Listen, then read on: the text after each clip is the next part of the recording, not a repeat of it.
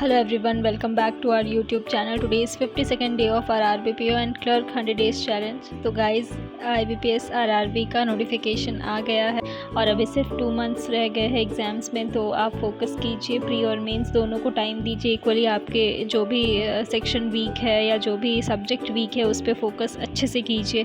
और हाँ, जितना ज़्यादा हो सके उतना ज़्यादा आप मॉक टेस्ट दीजिए। और अगर आपकी प्री की तैयारी हो गई है तो मेंस पे स्विच कर जाइए और पूरा जून मंथ आप मेंस को दीजिए फिर, क्योंकि जुलाई में आपको प्री के लिए प्रैक्टिस करनी पड़ेगी। और अगर दोनों आप साथ लेकर चलना चाहते हो तो दोनों साथ लेकर चलिए। सो गाइस, सबसे पहले आज मैंने एडिटोरियल से स्टार्ट किया था। मैंने पेपर से खुद से एडिटोरियल पढ़ा था, देन मैंने एडिटोरियल की क्लास की थी और उसके बाद फिर मैंने करंट अफेयर्स की क्लास की थी और उसके बाद मैंने ये सर की क्लास लगाई थी। कंप्लीट पेपर वाली क्लास थी पुनीत सर की। आज पजल्स वाली क्लास नहीं थी, आज मिक्स पेपर था, पूरा कंप्लीट पेपर था। फिर मैंने रैपिड फायर टेस्ट जो विशाल सर लेते हैं अनअकैडमी पे वो किया था। इसके क्वेश्चंस प्रैक्टिस किए थे मैंने। इसमें सर ने 2-3 टॉपिक कवर किया था, जैसे ये डबल फिलर्स है या फिर ईडियम फ्रेजेस है, इस टाइप के टॉपिक्स को सर ने कवर किया था। और हाँ, इसे करने के बाद मैंने ऑलिव बोर्ड का एक मेमोरी बेस पेपर दिया था आरआरबी पीओ के मेंस का। तो मेरे से शायद गलती से वो हिंदी वाला पेपर खुल गया था, तो मैंने करंट अफेयर्स, हिंदी और कंप्यूटर ये तीनों नहीं दिया, बस मैथ्स और रीजनिंग दिया था।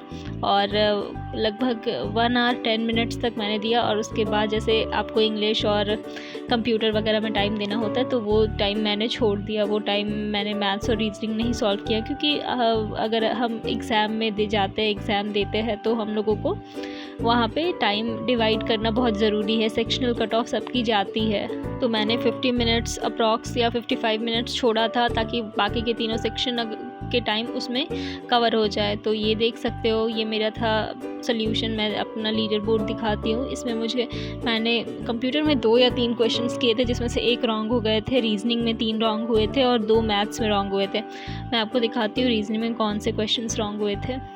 ये आप देख सकते हो, ये रीजनिंग का मैंने अटेम्प्ट किया था। और हाँ, स्टेटमेंट बेस्ड क्वेश्चंस मैंने छोड़े थे और इनपुट आउटपुट के 3 क्वेश्चंस रॉन्ग हो गए थे। मैंने सॉल्व किया था, बट चेक करूँगी कि कहाँ पे रॉन्ग हुआ, क्योंकि मैंने अभी एनालिसिस नहीं किया है। और डीआई जो आई थी कंप्यूटर मैथ्स में 3 डीआई थी, जिसमें से मैंने केसलेट डीआई तो किया था और 1 डीआई थी पाई चार्ट वाली, वो मैंने की थी। फिर मैंने कंप्यूटर पढ़ना स्टार्ट किया। कंप्यूटर पे मैंने आज ओएसआई मॉडल के टॉपिक को कवर किया था। एक क्लास थी, इसमें सारा पूरा ओएसआई टॉपिक कवर था सर का, तो ये मैंने किया था। नेक्स्ट डे इसका मैं एमसीक्यू लगा लूँगी सर के ही क्लास से, तो वो मैनेज हो जाएगा। और ये करने के बाद मैंने करंट अफेयर्स पढ़ा था रात में, और करंट अफेयर्स मैं स्मार्ट कीड़ा से पढ़ती हूँ।